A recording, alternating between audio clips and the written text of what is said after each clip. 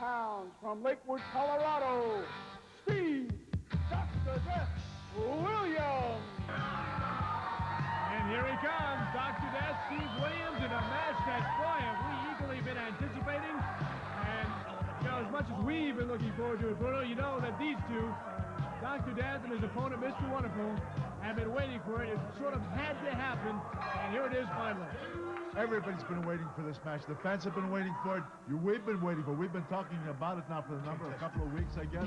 And these two have been waiting for it because they hate each other. They've had some severe battles, and they want to bring this thing to a conclusion. Here comes Paul Orndorff, and you can't bet that when Orndorff is walking, just a normal walk now, but watch when he steps in that cage. I'll bet you he's going to come in like a lion because he knows that in a cage you better get that head start and start getting to your man because otherwise there's nobody to break up because anything and everything goes, and it's an extremely dangerous match. And you have to be made of something special to make that walk, to make that move into the ring, and to hear that cage door shut down because this, of all wrestling's matches, Bruno, tell me if you'll agree, is the most vicious and the most cruel and probably the most difficult thing that you could put yourself through, a cage match. Absolutely, especially if the individuals in there utilize the cage a lot. I know all the cage matches that I was involved with. Of course, your body can be torn because if you keep thrown against that wire that you see there, that'll just cut you to ribbons.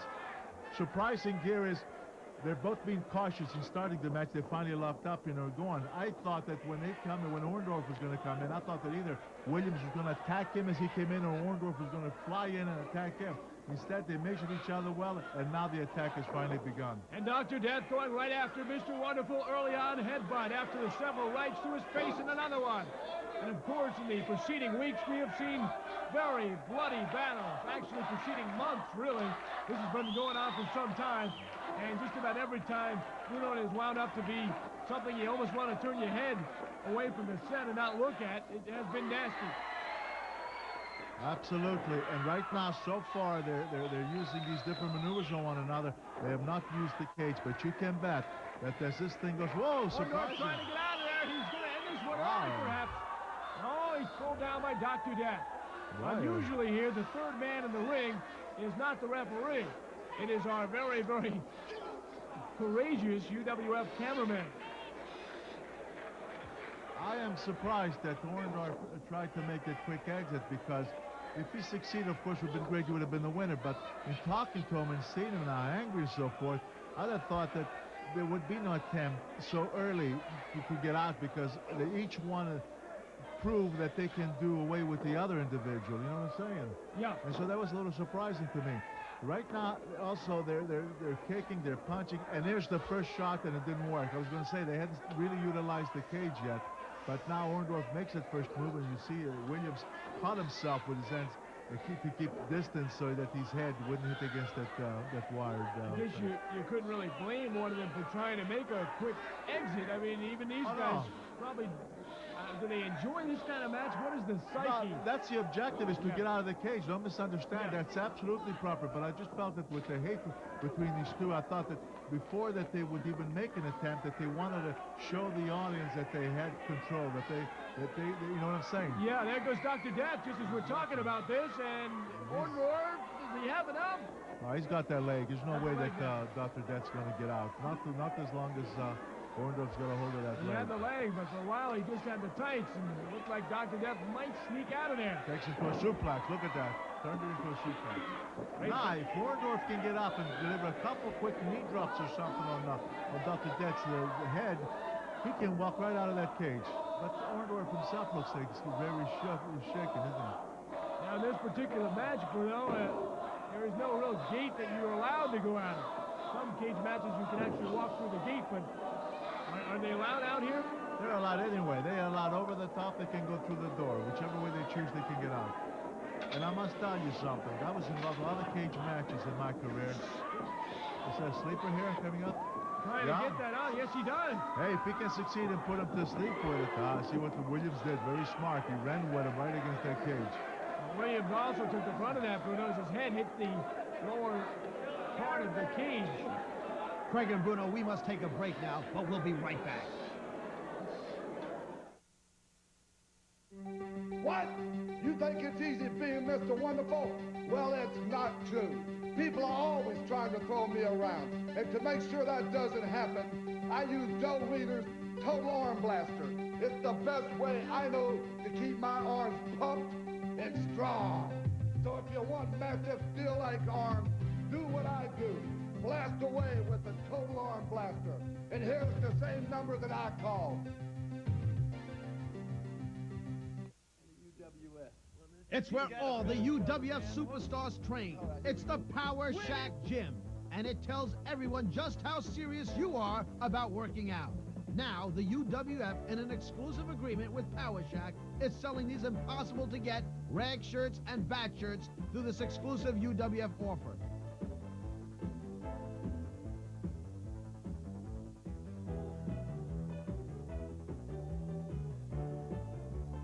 Are you still living with this nightmare?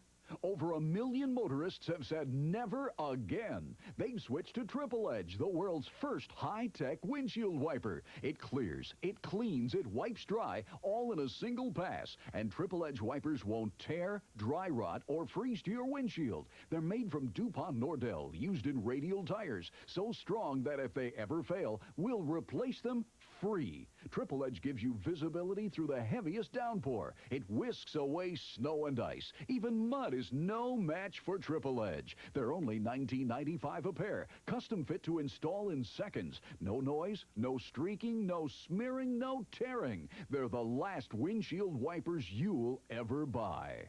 Call toll-free 1-800-272-6500 or send $19.95 plus $4.50 shipping and handling to Triple Edge Wipers, number 2 Morgan Avenue, Norwalk, Connecticut.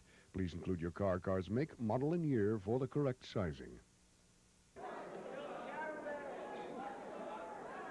And you could just see, Bruno, we are early on in this match, but you could just see the effects of wrestling with a steel cage around the ring. It's almost incomprehensible that you would want to get in the ring here and get into this kind of matchup. And you can hear the grunts. Did I see, I can't see too good here. Did I see Orndorff's head, maybe from when he was sent with that blow against the cage? He may have a cut. Yes, he has. You're right, Bruno. There's just nothing new for these matchups. You will never see a cage match that you don't see the opponents bleeding. You can't help it, not when you get thrown against that cage. Normally, I guess you wouldn't mind going into the ropes because you can sometimes generate offensive attack off the ropes. But in this matchup, when you hit the ropes, next up is that steel cage to greet you. Which is another thing that I like about UWF, because this is the way a cage match should be. That's what it always was. Some of these other leagues, they have a cage that's like 5 feet away from the rings, and it's not a cage. It's like a steel ladders. I don't know how to describe. It's got those crossbars that you can step in and walk through, which looks like a jail almost. Yeah, like a jail is right. Orndorff going after him, and he's going to get him just in time again. And this is the real cage, because over here you're right by it ring here, and so that you can utilize against an opponent, and that's why this is more dangerous, and that's why always somebody's going to get hurt here. Oh, what's this? All he has to do is take that leg over and he's up. He was very close to doing it. Close. He rocked him with a right hand, and boy, talk about danger, fighting off the top ropes there with the two of them, and the blood gushing down the head of Paul Orndorff. Yeah, but wait a minute now. Williams just kicked Orndorff down. He was all the way up on top of the cage. I wonder why he didn't try to just step out and get out. I guess he thinks that he's got Orndorff in serious enough trouble. He decided to come in and punish him some more and really, really punish him before he goes out of that cage, so he leaves no doubt in anybody's mind as to who the clear-cut winner really was. Setting up for football-style tackle, he misses and bangs off the cage and down. Boy, he hit that cage hard. I mean, he hit that so hard with his head. I would be surprised if that didn't cut his head some, because he came flying against that cage. And that, well, let's see. I don't see anything. Maybe he was lucky. Maybe he didn't get any kind of cuts. But that wire, that'll touch every time that you hit it with your, with your body part. Oh, look at this. Look at Williams. You're right again, Bruno. Look at Williams. Well, I'll tell you what, he must have a bigger gash than Orndorff, because his face looks much bloodier than Orndorff did. Look at that. Very clear now. You can see the blood. It looks like he has put on a red mask. And you're right. He hit that I don't think he could have been going any faster when he went into the steel cage. Orndorff able to get out of the way, so their two are pretty much evened up in the blood department. Both gushing into their eyes, and that could be a factor here. Well, I think going for the door here. The door is open. He's going to try and get out the gate, and he can't get all the way out. You know, they both have come so close about 3-4 different times of getting out of that cage, and just in the nick of time that the other one was able to stop it. Referee closes the door. Referee works outside of the cage.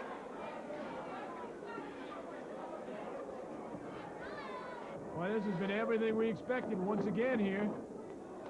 In a courageous battle by both of these guys, but boy, it's been bloody.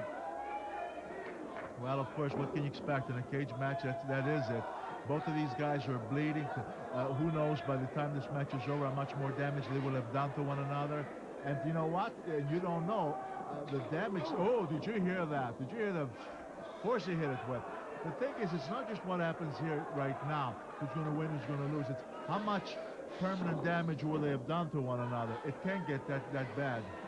And you know, it means so much to these guys after what they have gone through the last couple of weeks. Here's Williams going for the gate, and this could be it. Dr. Death going outside and yanked back by Orndorff. Can he get him? Yes, he can. He pulls him back in. So close. Williams so close. I'll tell you, Orndorff used every bit of strength to rush, get himself over there because he was quite stunned. And when he saw that he was almost out, he plunged at him and grabbed that leg and stopped him. But they're tired. You can see even Orndorff, who's got the upper hand now, he's moving slow. He's breathing heavy. A match like this will really take its toll on you. And Dr. Death, going to the top steel cage, banging his head in and falling backward. And it looks like the cage is almost starting to give at this point from the punishment it has taken. And listen to those fans. Are they excited or what? They're seeing a real brawl in there, a real battle. Both of them battling, and both into the steel cage. And this may be who has the most left is going to win this match. I would say that this match is coming near the end because right now, as you can see, they are both hurting. They're both hurting bad. They're both tired. They're both slowing down. Look at Williams. Look, he's going to try to get over the top. Look how slow. Can he make it over there? I mean, the only conclusion could be going out to the gate. Williams is going to give it a shot. Yeah, but he's not going to make it. Here comes Orndorff. He's going too slow. Look at that. See how slow he's going? I mean, he's shot. Orndorff pulling on the boot. Oh! Back down. Oh, he landed on the top right rope. on that top rope. That's it. That's it. He's done. He's done. Orndorff's got it. There's no way Williams is going to get up. He's done. Orndorff is the winner. There's the open gate. There's your winner. The gate. Somebody just came over there to close the gate. What happened? I saw somebody run by. Oh, my. And they closed the gate. Who is it? It's Gordy. Gordy. Oh, that's a shame. And Cactus Jack. Gordy's coming in.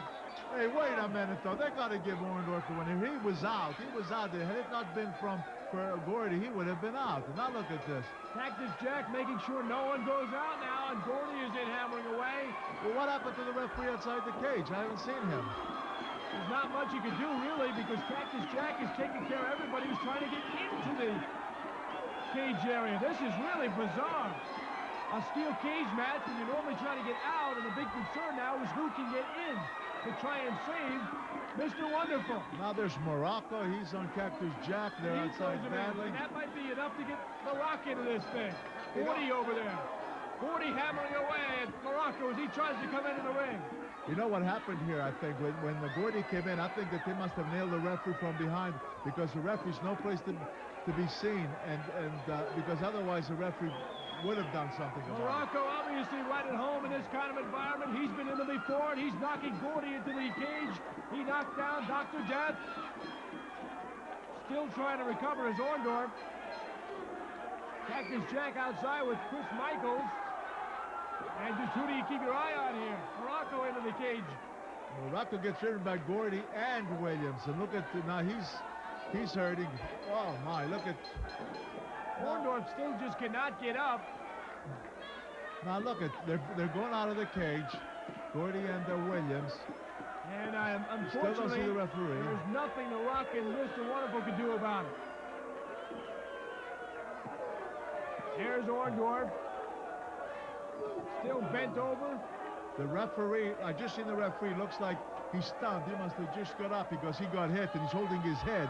So I bet you when they came in from the back, they must have really, really nailed that referee. Down he went, and he has no clue as to what's taking place. Now the question is, what is the referee going to do here? Whose word's he going to take for what? And what is the decision going to be? And there is, of course, no instant replay here in the UWF. And this may be a reason to have it. Indeed. Now we're going to have to just wait and see here because I'm confused. Who is the winner here?